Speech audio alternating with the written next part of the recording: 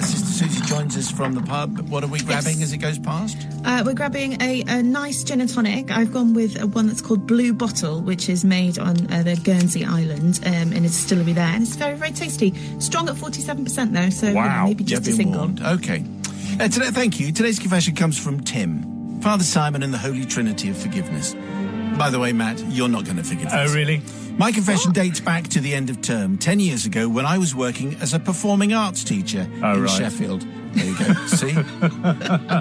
As was usual at this time of year, the staff went on their annual end-of-term shenanigans, and following the partaking of some lemonade, many of them began to move on to nightclubs, the kebab shop, and so on. However, being a man of culture, I suggested to a female colleague, who I quite fancied, that instead of going to a nightclub with the others, we should go to the final late-night showing of that year's big film release, Les Miserables, at the local cinema. Surprisingly, she agreed, and we made our way to the multiplex.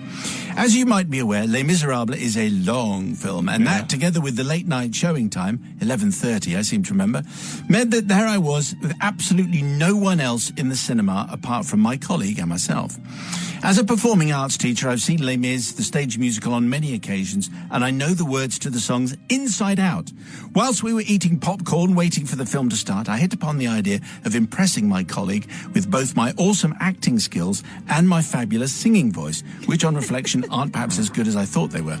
The lights went down and the opening song started, which was a rousing number in which a beleaguered-looking Hugh Jackman was dragging a bit of a ship around. I immediately leapt out of my chair and in my best tenor voice began marching up and down the aisles, singing, look down, don't look them in the eye, as loudly as I possibly could. My colleague, I'm fairly sure, found this hilarious. I mean, who wouldn't?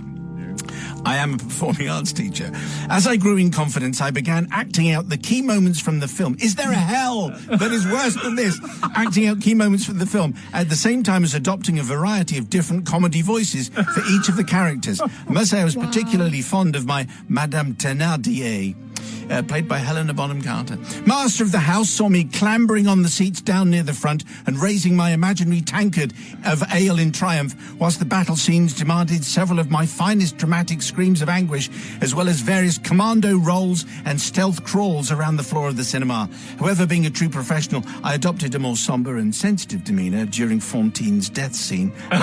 Good of you. Anne Hathaway, of course. I was sure my colleague was loving the extra dimension I was bringing to the movie. Towards the end of the film, there's a particularly emotional song which featured a big orchestral build-up, followed by a dramatic, silent pause. Before the emotional fade-out at the end, I knew this was coming, and I knew in advance what I had to do. As the song began to build, I positioned myself on one of the seats at the front, standing on it in a pose suitable for the hero that I was. I pulled open my shirt buttons, exposing my magnificent chest, and I imagined how great I must have looked, silhouetted against the war-torn projected backdrop of revolutionary France. I adopted my finest Luciano Pavarotti voice, and as the music crescendoed, I raised my arms to the heavens in pure dramatic passion as I waited for the grand finale. At the exact moment of the final dramatic pause in the music, I have to say, unfortunately, I broke wind loudly and decisively. It was of such magnitude that I'm sure it would have been heard by the projectionist. I was about to take my well-deserved bow when I heard a surprisingly angry-sounding voice billowing from a darkened corner a few rows away from me. For crying out loud, will you sit down? To my horror, I realised there was a couple who'd been sitting there watching the film for the entire time who I had failed to notice. Suffice to say, I didn't bother waiting for my standing ovation and quickly grabbed my friend at the end of the film and made a hasty exit stage left. So I need to beg forgiveness, not for my colleague, the projectionist, or even the couple in the cinema, as I'm sure they all thought I was fabulous and added a little bit of je ne sais quoi to the proceedings. But I seek forgiveness from the two French blokes, Claude-Michel Schomburg and Alain Boublil, who composed Les Miserables, as my impromptu sound effects may have distracted slightly from their masterpiece, and maybe also from Wolverine and Russell Crowe for stealing their glory. Well, as soon as we got to the dramatic arts teacher, I knew which way Matt was going to go, and he hates Les Mis anyway. But let's check in with the voice of sanity, Sister Susie, here. Well, Tim, do you know what? I love a musical, and I kind of was on your side for quite a lot of this. However, I can't think of anything worse if I was going to watch a musical in the cinema and there was someone doing that. Correct. There are particular performances where you can sing along and you can get involved and they encourage it. But if I was there and you were doing it, I think I'd just want to watch Hugh Jackman on the screen, really. And I think that I'd find you quite annoying. So I don't think I'm going to forgive you. What took that couple so long? I know. Amazing, anyway, a brother from another gutter. I mean, yeah, obviously there's a circle of hell where I'd have to watch musicals with drama teachers. Oh my goodness, imagine that.